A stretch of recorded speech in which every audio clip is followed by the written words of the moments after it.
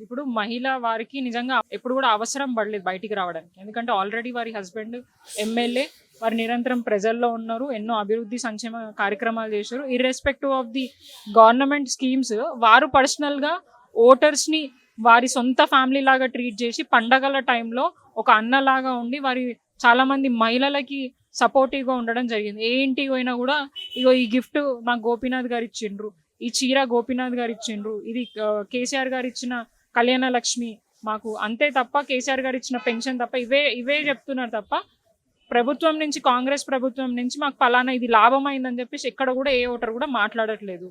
ఎంత యువకుడైనా ఎంత ఏదైనా కూడా బిహేవియర్ కానివ్వండి, నేచర్ కానివ్వండి మంచిగా ఉంటే ఏమైనా అవకాశం ఉంటుండే. కానీ మనం చాలా సందర్భాల్లో చూసినాం ఎట్లా బెదిరిస్తున్నారు.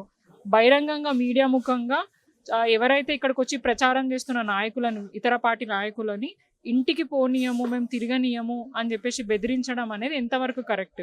సో ఇవన్నీ గమనిస్తున్నారు. రేపటి రోజున గెలిచిన తర్వాత కూడా మమ్మల్ని రోడ్ల మీద తిరగనియరు, మమ్మల్ని బిజినెస్ చేసుకొనియరు. అరే ఒక జ్యూస్ షాప్ పెట్టుకున్న వ్యక్తే నవీన్ యాదవ్ అన్న పేరు చెప్పుకొని వచ్చి జ్యూసులు తాగి పైసలు ఇవ్వకుండా పోతున్నారు అని చెప్పి మాట్లాడుతున్నారు. అంటే అట్లాంటి వాళ్ళకి ఇంత ఇబ్బంది ఉందనంటే ఇంకా వేరే వేరే వర్గాల వారికి ఎంత ఇబ్బంది ఉందో ప్రజలు గమనించిండ్రు. కాబట్టి ఖచ్చితంగా వచ్చే ఈ నవంబర్ 11th రోజున బీఆర్ఎస్ పార్టీకి ఓటు వేయడానికి సిద్ధంగా ఉన్నారు. వారి చేతోనే కొట్టే విధంగా కూడా రిజల్ట్ ఇవ్వడానికి జూబ్లీహిల్స్ ప్రజలు అయితే సిద్ధంగా ఉన్నారని మాకు అర్థమవుతుంది క్లియర్గా.